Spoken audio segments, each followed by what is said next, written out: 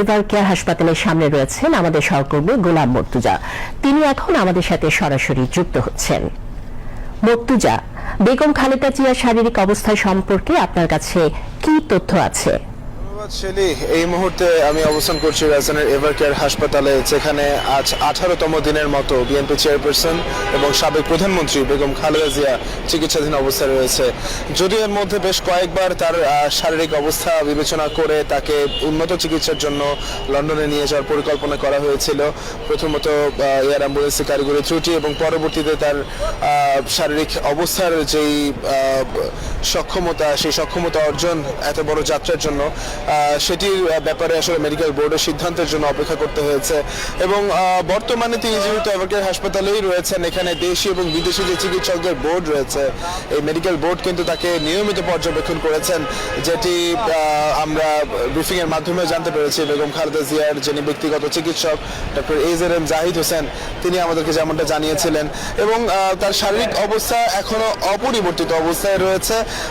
তবে যদি বেগম খালেদা জিয়ার শারীরিক অবস্থার উন্নতি হয়, যেটির মাধ্যমে তিনি আসলে প্রায় 8000 কিলোমিটার দূর ঢাকা থেকে লন্ডনে যাত্রা করে প্রায় 12 থেকে 13 ঘন্টা বা 12 থেকে 14 ঘন্টার যে যাত্রা, সেটি করতে সক্ষমতা অর্জন করেন, সেক্ষেত্রে কিন্তু মেডিকেল বোর্ডের পর্যবেক্ষণ এবং অনুমতি ক্রমে এয়ার অ্যাম্বুলেন্সও প্রস্তুত রয়েছে, সেটিও আমরা কিন্তু সর্বশেষ ব্রিফিংয়ে জানতে পেরেছিলাম।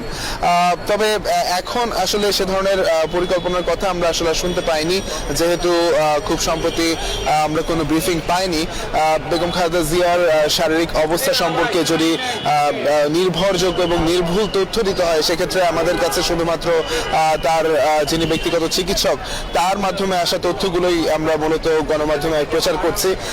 তবে এখানে যেমনটা দর্শক ইতিমধ্যেই জানেন যে বেগম খালেদা জিয়ার বড় পুত্রবধূ যিনি রয়েছেন ডক্টর জুবাইদা রহমান, তিনি কিন্তু বাংলাদেশে এসেছিলেন এবং তিনি এখনো বাংলাদেশে অবস্থান করছেন।